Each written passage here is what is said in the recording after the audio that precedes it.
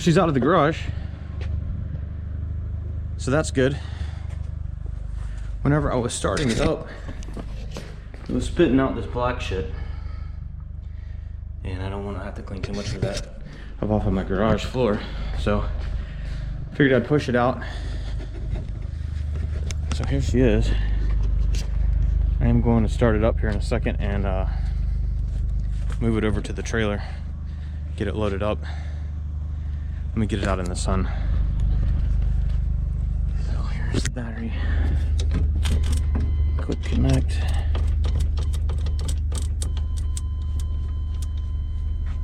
That's on. Let's see if we can get it fired up real quick.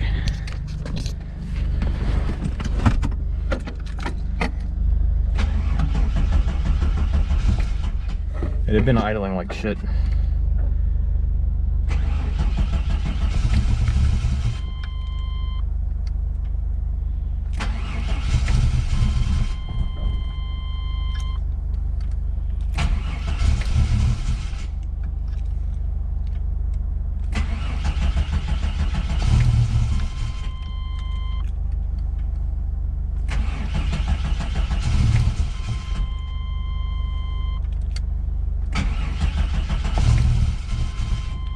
At least I could get it started.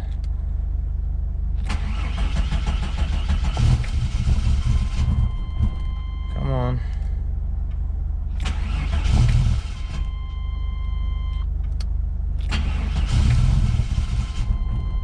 Sounds like the starter's sticking too. It's a brand new mini starter, but it just has always sounded like it's been sticking since I had it put on. Come on.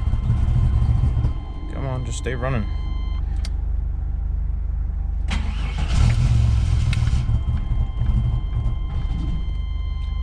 And she's not happy.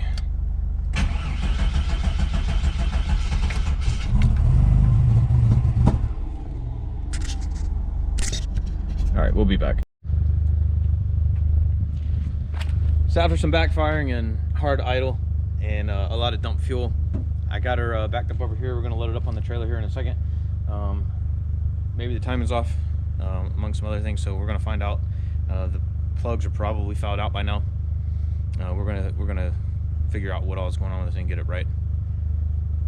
All right, let me get this thing set up.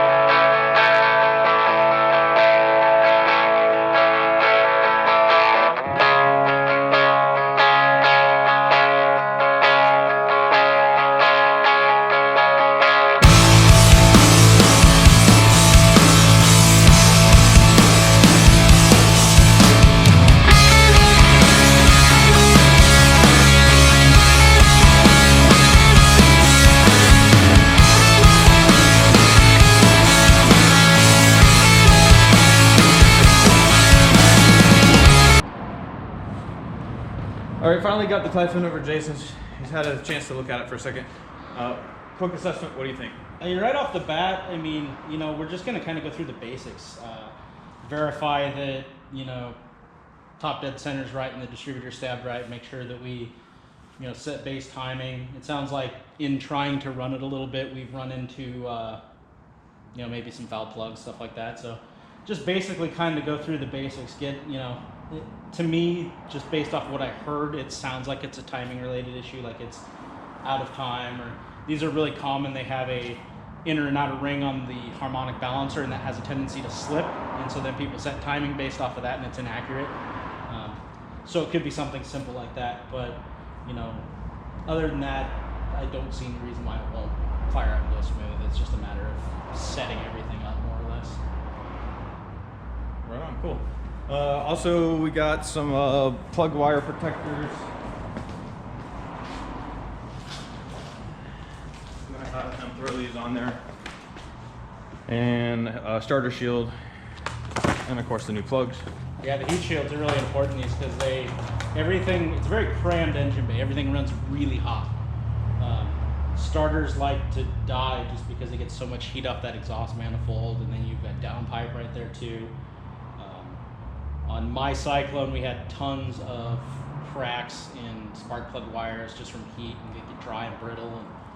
And my bay was gutted. There's barely anything in there, and it still happened. So definitely in these where you've got all your AC compressor and you've got all the heater box, everything in it, then it's definitely one of those where you got to. Did your cowl hood help with the longevity of the? Honestly, I don't think so. I don't think it made a lick of difference. Made it suck out enough heat.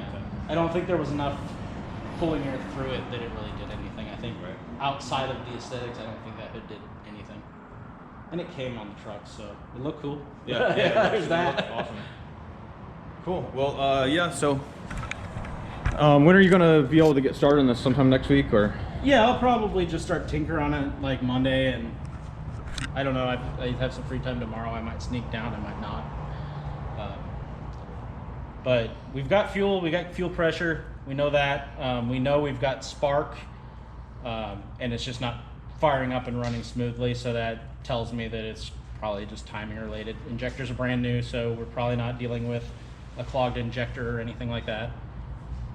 So basically, kind of go through the fundamentals, and after that, I think it'll fire and run, and then we can tinker on making sure that the wideband's wired incorrectly, and if it is, that turbo twig chip allows you to set target air fuel and it'll run closed loop off the wideband, and makes these things drive really nice and makes it real easy to deal with. You just kind of set it, forget it, drive the thing. When I first got it out here, I checked the fuel pressure on the gauge right there, and it was reading low. And when I went to actually adjust it a few days later, it was reading, I think 50. I think Gotcha. like in a normal, position. So I don't know if it's because the thing hadn't been run a lot. Aftermarket regulator on it then? Yes. Okay. Kenny Bell. Okay. Yeah, and I think these systems call for a 43.5 pound base pressure. So that's with no vacuum going to it, set it there. And then when you plug that back in and it's idling, the vacuum will pull that fuel pressure down. Because the vacuum basically is adding to the fuel pressure. So if you got like a 43 pound base and 10 inches of, or 10 PSI of vacuum or whatever, it's going to show somewhere around about 33, 34 pounds of fuel pressure at that point. So if you've turned it up, you said it's about 50? Is that I think it was. Is that with between that vacuum 40 and 50? No, just with it unplugged? No, just like you see it. Okay. Yeah. So that means technically your base pressure is closer to probably 60 pounds. So we could be over fueling it just based off of that too. Based off the pressure alone. So that's another part, and just going through the fundamentals is checking your fuel pressure, checking your timing, all that kind of stuff to make sure it's all exactly where it needs to be. Because if you got it turned up too high, it could just be spraying more fuel at idle than it really needs to. That'll lead to it wanting to foul plugs and stuff like that. So we'll go through that as well. Makes sense. You functioning and working before we can kind of start dialing the rest in. So until we get that, we're kind of at a standstill.